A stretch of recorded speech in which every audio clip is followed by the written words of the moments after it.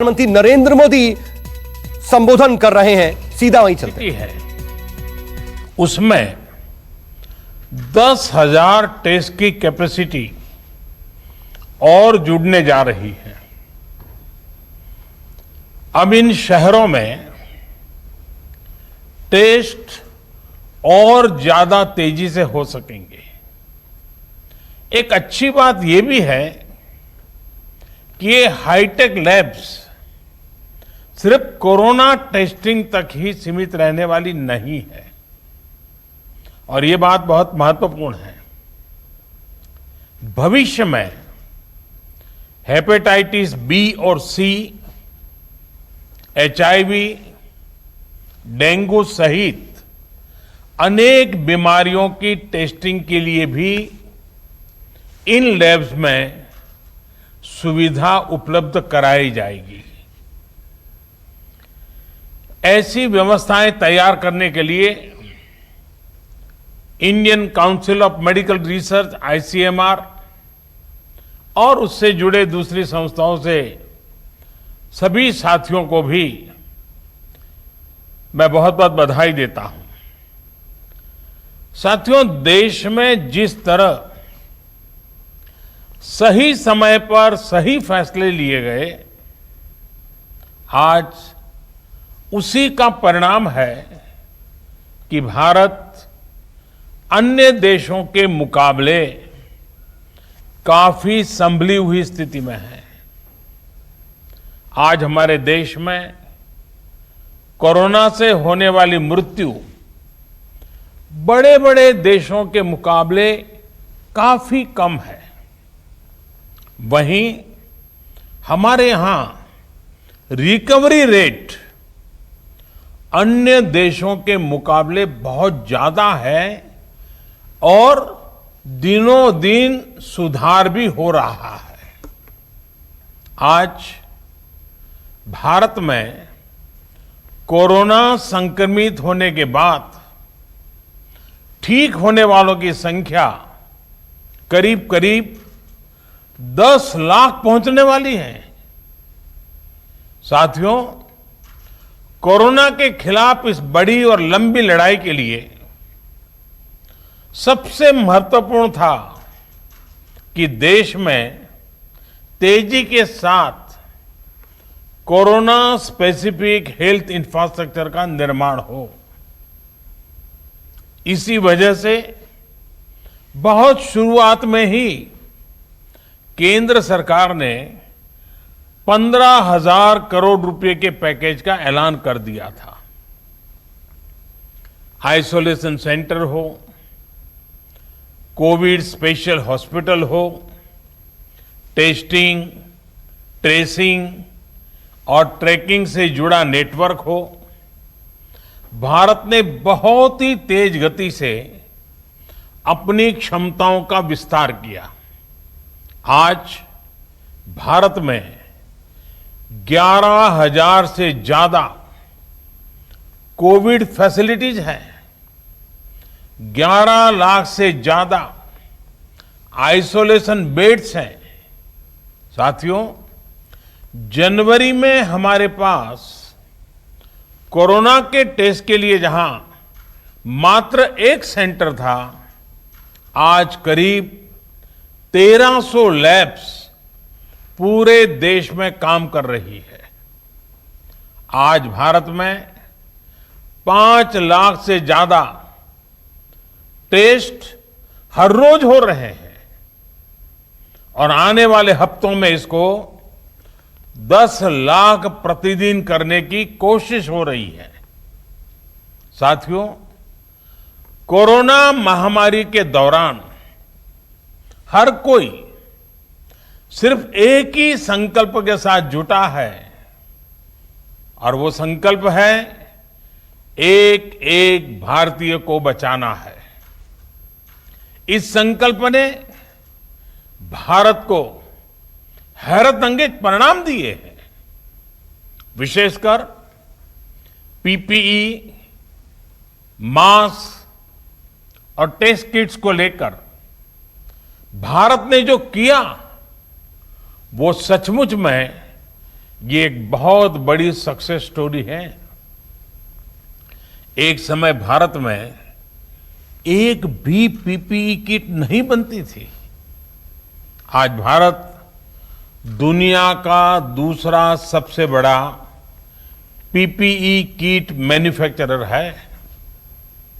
सिर्फ 6 महीना पहले देश में एक भी पीपीई किट मैन्युफैक्चर नहीं था। आज 1200 से ज्यादा मैन्युफैक्चरर हर रोज 5 लाख से ज्यादा पीपीई किट बना रहे हैं। एक समय भारत N95 मास्क भी बाहर से ही मंगवाता था। आज भारत में 3 लाख से ज्यादा N95 मास्क हर रोज बन रहे हैं। एक समय था जब भारत वेंटिलेटर्स के लिए भी दूसरे देशों पर निर्भर था। आज भारत में हर साल 3 लाख वेंटिलेटर बनाने की प्रोडक्शन कैपेसिटी विकसित हो चुकी है। इस दौरान मेडिकल ऑक्सीजन सिलेंडर्स के प्रोडक्शन में भी काफी मात्रा में वृद्धि की गई है। सभी के इन सामूहिक प्रयासों की वजह से आज न सिर्फ लोगों का जीवन बच रहा है, बल्कि जो चीजें हम आयात करते थे, अब देश उनका एक्सपोर्टर बनने जा रहा है। साथियों, इतने कम समय में इतना बड़ा फिजिकल इंफ्रास्ट्रक्चर खड़ा करना कितनी बड़ी चुनौती रही है, इससे भी आप भली भांति परिचित है। एक और बड़ा चैलेंज था कोरोना के खिलाफ लड़ाई के लिए देश में ह्यूमन रिसोर्स को तैयार करना। जितने कम समय में हमारे पैरामेडिक्स, आशा वर्कर्स, एएनएम, आंगनवाड़ी और दूसरे हेल्थ और सिविल वर्कर्स को ट्रेन किया गया, वो भी अभूतपूर्व है। आज अगर भारत की कोरोना से लड़ाई को देखकर दुनिया अचंभित है, बड़ी बड़ी आशंकाएं गलत साबित हो रही हैं, तो उसका एक बड़ा कारण हमारे ये फुट सोल्जर भी हैं। साथियों, कोरोना के खिलाफ लड़ाई में आज हम उस स्थिति पर आ पहुंच चुके हैं जहां हमारे पास जागरूकता की कमी नहीं है। साइंटिफिक डेटा का विस्तार हो रहा है, संसाधन भी बढ़ रहे हैं। अब हमें राज्य के स्तर पर, जिला, ब्लॉक और गांव के स्तर पर डिमांड और सप्लाई के मैनेजमेंट को और चुस्त दुरुस्त करना है, मजबूत करना है। हमें मिलकर नया हेल्थ इंफ्रास्ट्रक्चर तैयार करना ही है, जो हमारे पास गांव-गांव में सरकारी और प्राइवेट डिस्पेंसरीज हैं, क्लिनिक हैं, उनको ज्यादा सक्षम भी बनाना है। ये हमें इसलिए भी करना है ताकि हमारे गांवों में कोरोना से लड़ाई कमजोर न पड़े। अभी तक गांवों ने इसमें बहुत अच्छा प्रदर्शन किया है और इसके साथ ही हमें इस बात का ध्यान रखना है कि हमारे कोरोना योद्धा किसी तरह की थकान का शिकार न हो। हमें नए और रिटायर्ड जो भी प्रोफेशनल्स इस सेवा के लिए आगे आना चाहते हैं, ऐसे प्रोफेशनल्स को हेल्थ सिस्टम से जोड़ने के लिए भी लगातार काम करना होगा। साथियों, आने वाले समय में बहुत सारे त्योहार आने वाले हैं। हमारी ये उत्सव उल्लास का कारण बने, लोगों में संक्रमण न फैले, इसके लिए हमें हर सावधानी रखनी है। हमें ये भी देखते रहना होगा कि उत्सव के इस समय में गरीब परिवारों को परेशानी ना हो। प्रधानमंत्री गरीब कल्याण अन्न योजना का लाभ हर गरीब परिवार तक समय पर पहुंचे, हमें यह भी सुनिश्चित करना है।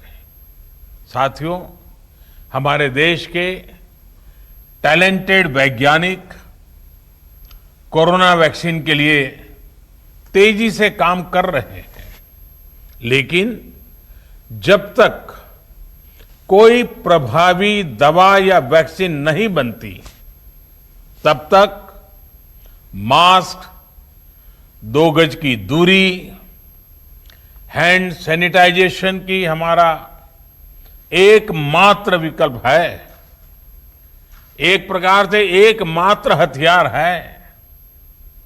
हमें खुद भी बचना है और घर में छोटी बड़ी आयु के सभी परिजनों को भी बचाना है। मुझे विश्वास है कि कोरोना के खिलाफ लड़ाई हम सभी मिलकर लड़ेंगे भी और जीतेंगे भी। एक बार फिर इन हाईटेक सुविधाओं के लिए बहुत बहुत बधाई देता हूं। आप सबका भी हृदय से बहुत बहुत आभार व्यक्त करता हूं।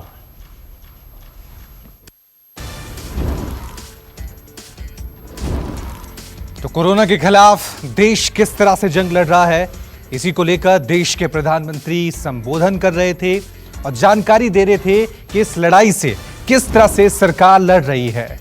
प्रधानमंत्री ने कहा कि अब हर रोज देश में 5 लाख टेस्ट हो रहे हैं और इसे आगे 10 लाख करने की तैयारी है, और जब तक कोई प्रभावी वैक्सीन नहीं बन जाती है, इसलिए आप अभी। नमस्कार, मैं हूं मानक गुप्ता।